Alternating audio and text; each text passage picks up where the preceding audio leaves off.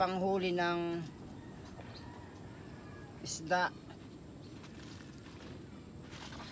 So magpa 5 PM na lalagay natin para tayo may ulam.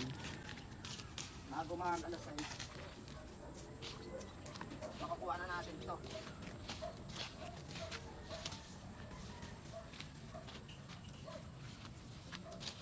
So kung mapapansin nyo, dito lang natin ilagay sa tabi kasi medyo lumaki yung ilog.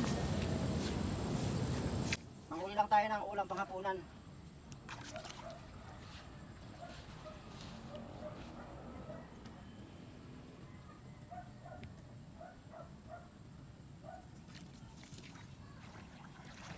So okay na yan.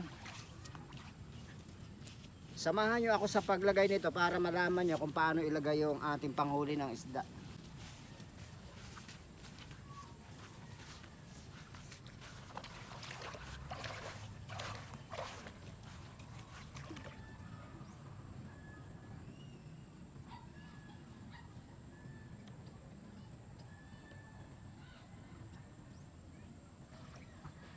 So mga isang oras o 2 oras, kukunin na natin yung paglubog ng araw.